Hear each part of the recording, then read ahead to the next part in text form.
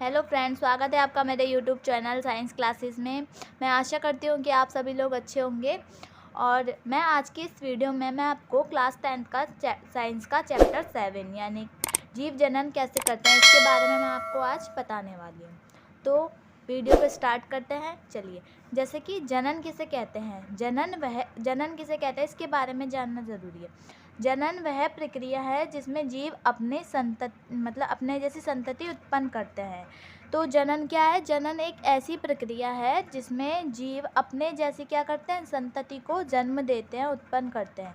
ठीक है, तो वो क्या कहलाती है? जनन कहलाती है। अब जनन कितने प्रकार का होता है? जनन 2 प्रकार के होते हैं। कौन कौन से? लैंगिक जनन और अलैंगिक जनन। ठीक है, लैंगिक जनन किसे कहते हैं? वे जनन जिसमें नर व स्त्री, नर यानी कि पुरुष और मादा यानी कि स्त्री युग्मक मिलकर जिस जीव का निर्माण करते हैं वह क्या कहलाता है? लैंगिक जनन कहलाता है। इसका मतलब हुआ कि ऐसा जनन जिसमें स्त्री और पुरुष यानी कि नर एवं मादा युग्मक मिलकर क्या करते हैं? एक जीव का निर्माण करते हैं। ठीक है, जैसे लड़का प्लस लड़की, ये दोनों मिलकर क्या करते हैं? एक नई संतति को, अपने जैसे संतति को क्या करते हैं? जन्म देते हैं। ये क्या हो गया? लैंगिक जनन का उदाहरण। ठीक है, अब देखो अलैंगिक जनन किसे कहते हैं। अलैंगिक जनन इसमें एकल जीव एक नए जीव का निर्माण करते हैं, उसे अलैंगिक जनन कहते हैं।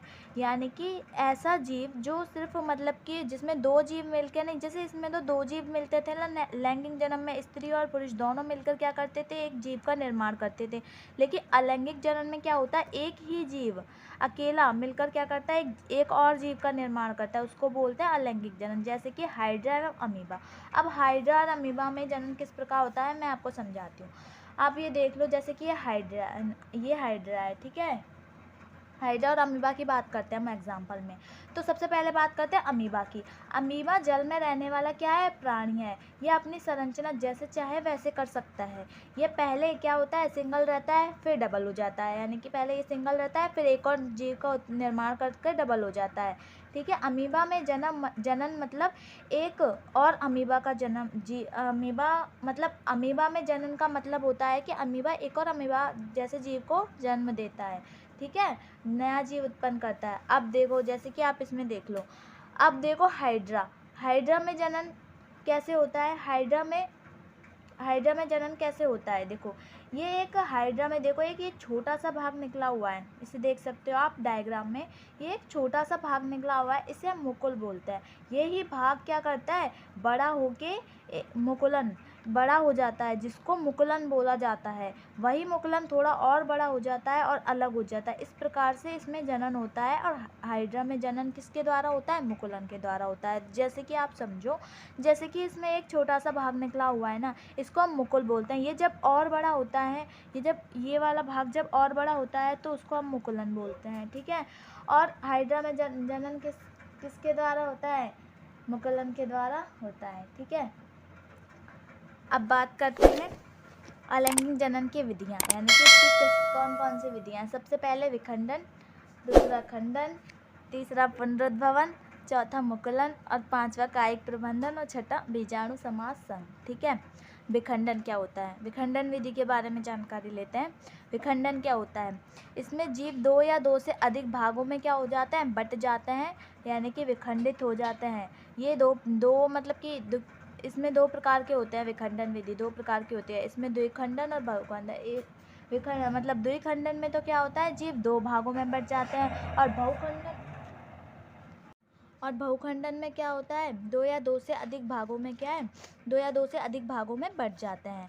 ठीक है, तो द्विखंडन में तो दो भागों में बट जाते हैं जीव, और बहुखंडन में क्या आता है? 2 या 2 से अधिक भागों में बट जाते हैं। ठीक है, अब बात करते हैं, हमने विखंडन के बारे में बात की, अब बात करते हैं हम इसका दूसरी विधि यानी कि खंडन के बारे में। खंडन क्या होता है? इस प्रजनन विधि में सरल संरचना वाले बहुकोशिकीय जीव विकसित होकर छोटे छोटे टुकड़ों में बट जाते हैं या खंडित हो जाते हैं, यानी कि इस प्रजनन यानी कि जनन। ठीक है, विधि में सरल संरचना वाले बहुकोशिकीय जीव क्या होता है? विकसित होकर छोटे छोटे टुकड़ों में बट जाते हैं या खंडित हो जाते हैं।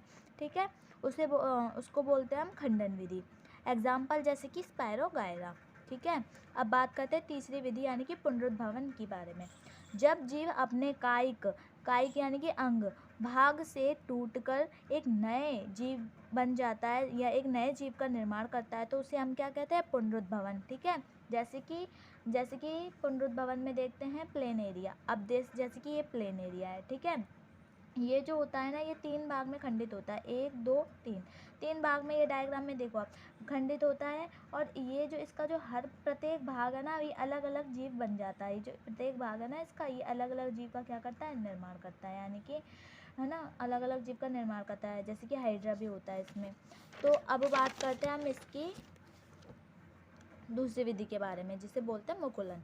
मुकुल या बड़ द्वारा जीव का बनना मुकुलन कहलाता है, यानी कि मुकुल में मैंने आपको समझाया है।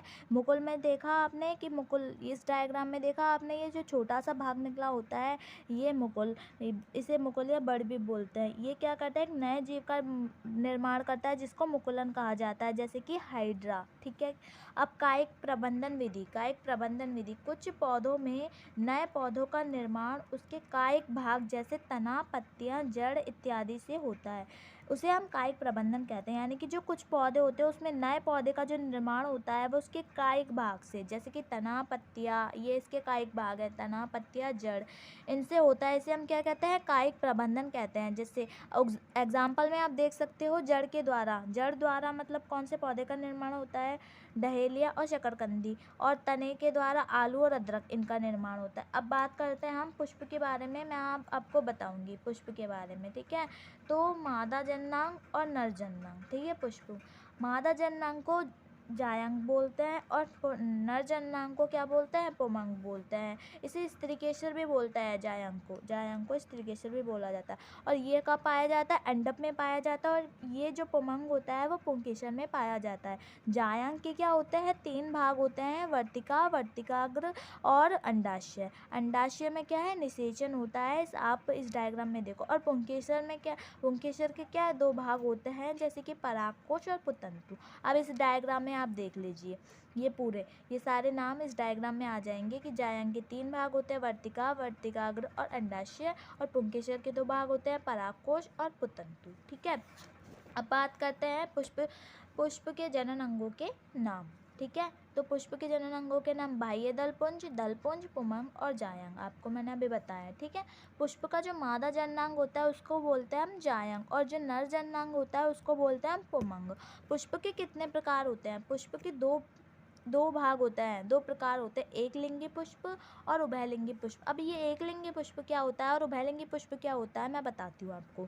एक लिंगी पुष्प वो होता है जब पुष्प में पुंकेसर अथवा स्त्रीकेसर में से कोई एक जननांग उपस्थित होता है तो उसे एक लिंगी पुष्प कहते हैं। यानी कि जब पुष्प में पुंकेसर तथा स्त्रीकेसर में से कोई भी एक जननांग उपस्थित होता है तो उसे एक लिंगी कहते हैं। जैसे कि पपीता और तरबूज, इनमें क्या होता है, एक ही जननांग होता है तो उसे एक लिंगी पुष्प कहते हैं, इनमें एक ही जननांग पाया जाता है। और उभयलिंगी पुष्प में क्या होता है, ये दोनों उपस्थित होने चाहिए।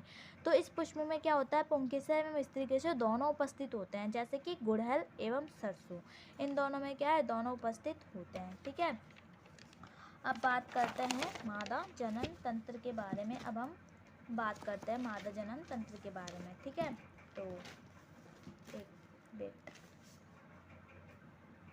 ये जो आप डायग्राम देख रहे हैं ना, ये मादा जनना मतलब कि मादा जनन तंत्र का ये डायग्राम है। मादा जनन तंत्र यानी कि स्त्रियों के जो जनन तंत्र हैं उनके बारे में मैं आपको बताऊंगी। तो चलिए इस डायग्राम को समझ लेते हैं और आपको बेहतर तरीके से मैं समझाने की तो पूरी कोशिश करूँगी। तो ये जो हमारा मादा जनन तंत्र होता है वह क्या होता है, 2 प्रकार का होता है, जैसे कि प्राथमिक एवं द्वितीयक। ठीक है, 2 प्रकार का होता है हमारा मादा जनन तंत्र। प्राथमिक में आता है अंडाशय, ठीक है, और द्वितीयक में आता है अंडवाहिनी, गर्भाशय एवं योनि। ठीक है, तो यहाँ अंडाशय के बारे में, यानी कि अंडाशय जो होता है ना इसके बारे में हम बेहतर से समझेंगे। अंडाशय यहाँ से अंडाणु और हार्मोन निकलता है। ठीक है, इन सब का क्या काम होता है मैं इस डायग्राम के माध्यम से आपको समझाऊंगी। ठीक है, अंडाशय से क्या निकलता है, अंडाणु और हार्मोन से प्रोजेस्टेरोन और एस्ट्रोन निकलता है। ठीक है,